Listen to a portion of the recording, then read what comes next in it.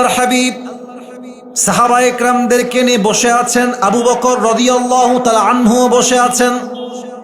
আল্লাহর হাবিব ডাক দিয়ে বলছে, সাহাবায়ে কেরাম শোনো, আল্লাহর এমন একজন বান্দা আছে যেই বান্দাকে আল্লাহ তাআলা দুনিয়ার সব সুখ দিতে চেয়েছেন, বার আল্লাহর সেই বান্দা দুনিয়ার সমস্ত সুখকে ত্যাগ করে আল্লাহর সঙ্গে সাক্ষাৎ করাকে সবচেয়ে বেশি উত্তম মনে করেছে। সাহাবায়ে কেরাম কথার অর্থ কেউ বোঝে নাই। সাহাবীদের মাঝে সবচেয়ে বয়স্ক সাহাবীর নাম হচ্ছে আবু বকর রাদিয়াল্লাহু তাআলা আনহু। তিনি নবীর কথার অর্থ বুঝে গেছেন। এর অর্থ হচ্ছে পৃথিবীতে এমন কোন ব্যক্তি নাই যে ব্যক্তিকে আল্লাহ তাআলা দুনিয়ার সমস্ত জাগতিক সুখ দিতে চেয়েছেন, আর সেই বান্দা শুধুমাত্র আল্লাহর সঙ্গে সাক্ষাৎকেই দামি মনে করেছেন। তিনি অন্য কেউ নন, তিনি হচ্ছেন লাস্ট মেসেঞ্জার মুহাম্মদ সাল্লাল্লাহু আলাইহি ওয়াসাল্লাম। আবু বকর দুই চোখের পানি ছেড়ে কান্না শুরু করে দিয়েছে। নবীজি বাসায় চলে গিয়েছে।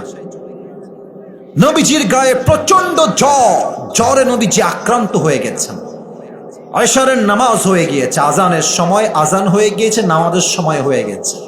সাহাবায়ে কেরাম সবাই অপেক্ষায় আছে, এই তো নবীজি আসবেন, ইমাম হবেন, আমরা সবাই মুসল্লি হব, জামাত কায়েম হবে।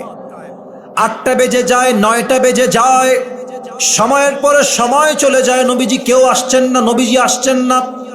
এবার সাহাবায়ে কেরাম ডাক দিয়ে বলছে, নবীজি হয়তো আসবেন না, আবু বকর আপনি ইমাম হয়ে যান, আপনি নামাজের মুসল্লায় দাঁড়িয়ে যান। এবার যখন আবু বকর রাদিয়াল্লাহু তাআলা আনহু ইমাম হলেন, আল্লাহু আকবার দিয়ে ইশারের নামাজ তিনি শুরু করলেন। এত সুন্দর কেরাতের আওয়াজটা, তেলাওয়াতের ধ্বনিটা আল্লাহর হাবিবের ঘর পর্যন্ত পৌঁছে গিয়েছে। আল্লাহর হাবিব প্রচন্ড জ্বরে আক্রান্ত। আল্লাহর হাবিব ডাক দিয়ে বলছেন, আয়েশা, ও আয়েশা, ইয়া আয়েশা, নামাজের ইমামকে আমাকে বলো। আয়েশা বলছে, ইয়া রাসূলুল্লাহ, ইয়া হাবিবাল্লাহ, আজ এশারের নামাজ আমার আব্বাজান আবু বকর পড়াচ্ছে। সুবহানাল্লাহ পড়বেন না আপনারা? আয়েশাকে বলছেন, আয়েশা তুমি আমার কাছে আসো। এটা হচ্ছে জানালা, আমার ডান হাত দেখে বল, এটার নাম কি? জানালা। নবীর খাট হচ্ছে এখানে, এটা হচ্ছে নবীর খাট। নবীজি বলছে, আয়েশা আমাকে একটু পিঠে হালকা ভর দিয়ে উঠিয়ে দাও, আমি দেখতে চাই নামাজের দৃশ্য। নবীজিকে পিঠে ভর দিয়ে উঠায় দেওয়া হয়েছে। নবীজি বলছেন, জানালা খুলে দাও। জানালা খুলে দিয়ে দেখছে সব সাহাবীরা জামাতের সঙ্গে মসজিদে হারামে এশারের নামাজটা জামাতে আদায় করছে। আর আয়েশা দেখলেন নবীর দুই চোখ বেয়ে বেয়ে অঝরে পানি ঝরে পুরো বুকটা ভিজে গেছে। আয়েশা বলছেন, নবী হে, আপনার চোখের কোঠায় পানি কেন? আপনি কাঁদছেন কেন? আপনার তো খুশি হওয়া দরকার, ইয়া রাসূলুল্লাহ। আল্লাহর হাবিব ডাক দিয়ে বলছেন, আয়েশা, এটা আমার কষ্টের পানি নয়, এটা আমার সুখের পানি, এটা আমার হাসির পানি, আমার কষ্টের পানি এটা নয়।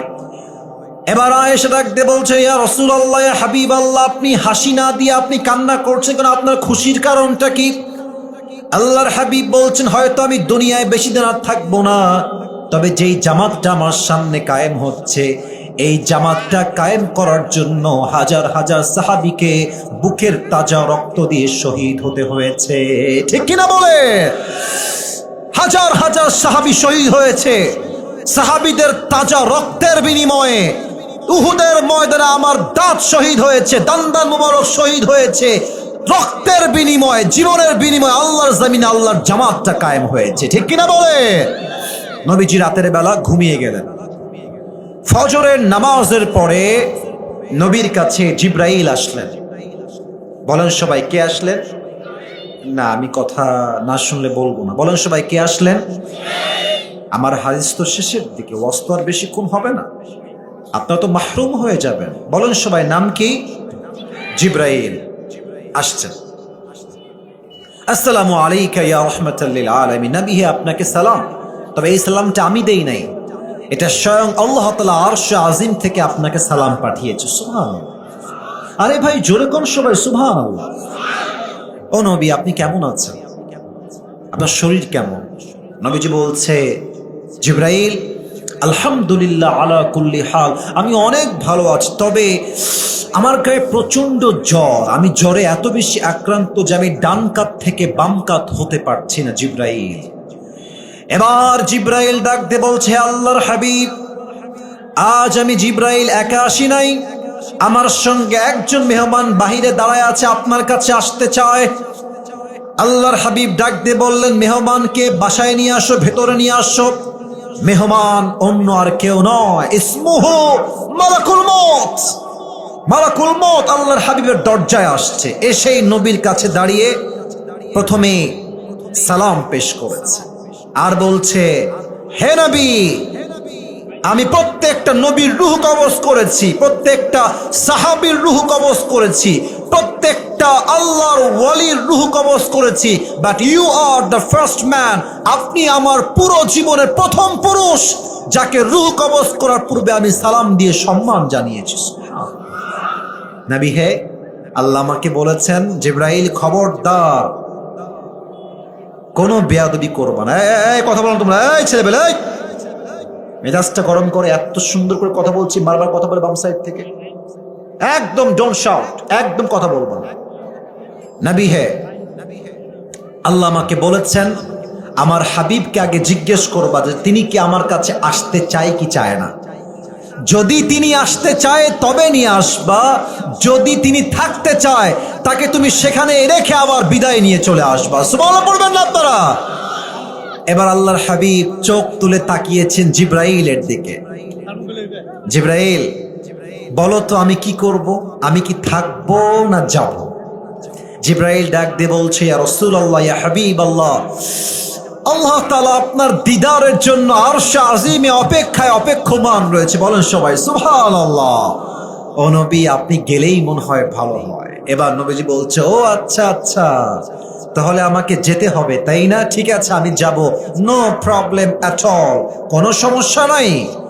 এবার নবীজি ডাক দিয়ে বলছেন, আইনা আয়েশা, আমার কলিজার টুকরা বউ আয়েশা কোথায়? দৌড় দিয়ে আমার কাছে আসো।